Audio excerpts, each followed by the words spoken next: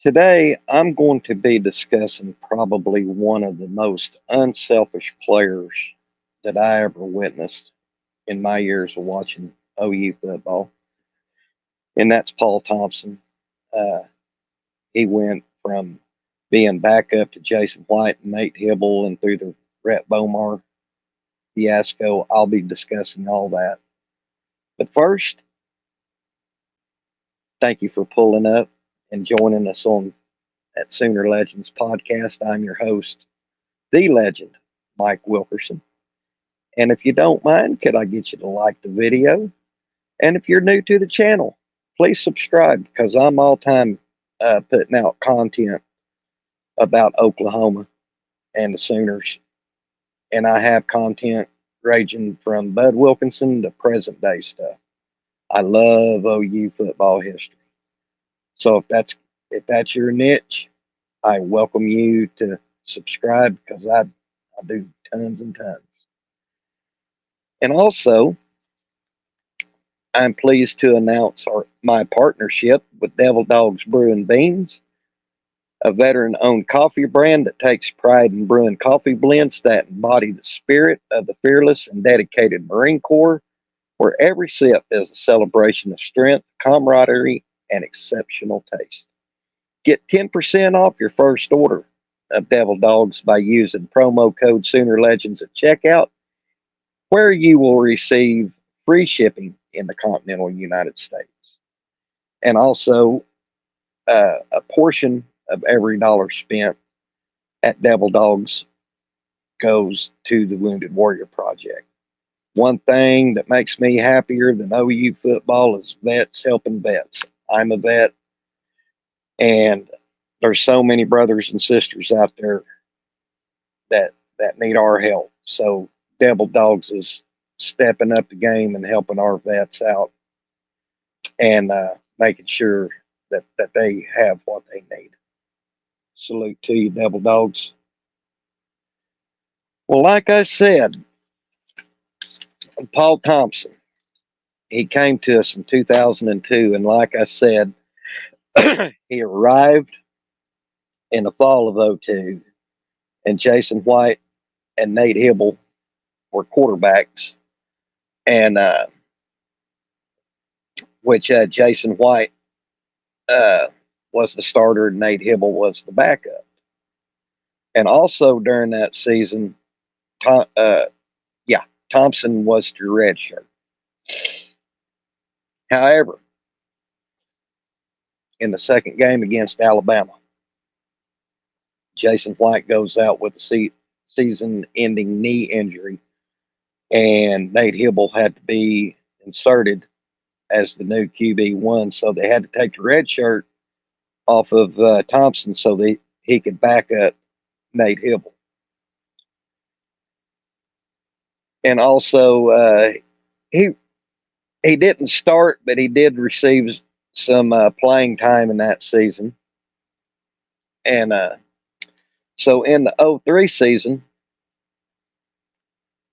after OU won the Rose Bowl and Hibble graduated, uh, Jason White and Thompson competed for the QB1 spot, which ultimately Jason won.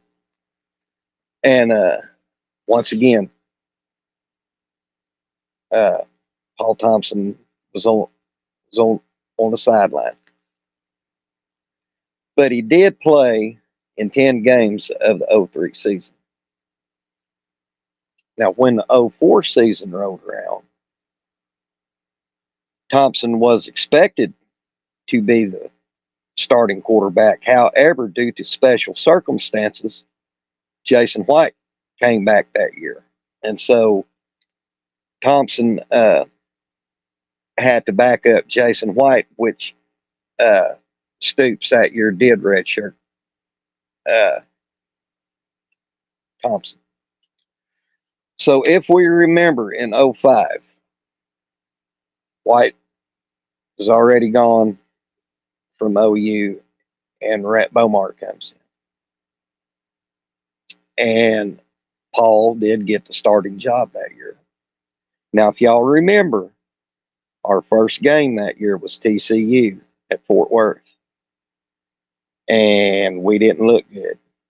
And midway through the game, uh, Thompson come out and was benched again, and Bomar came in and he started. Bomar was the starting quarterback, and of course, Paul Thompson was moved to wide receiver for that year.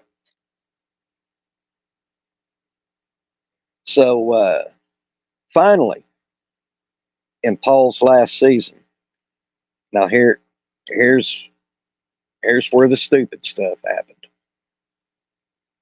If y'all remember, Rhett Bomar and J.D. Quinn, or y'all know the story. I'm not going to sit here and elaborate on it, but y'all know what happened.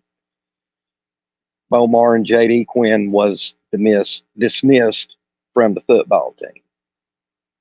And also that year, uh, I had heard that Thompson wasn't even expected to be the starting quarterback or the starting wide receiver.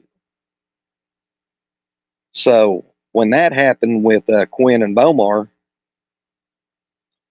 Thompson became the starting quarterback. And they went 3-2 the first 5 games, but won 8 straight, including a Big 12 championship victory over the Nebraska Cornhuskers, which ultimately led to us going to the freaking Fiesta Bowl and losing in overtime to Boise State.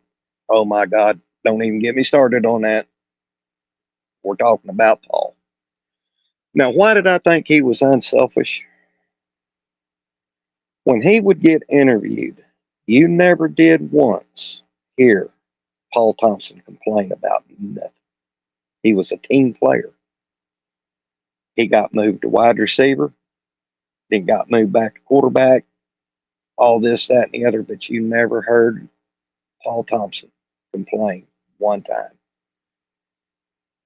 He, Bob Stoops loved him. The team loved him, and heck, I think the whole Sooner Nation loved him just for his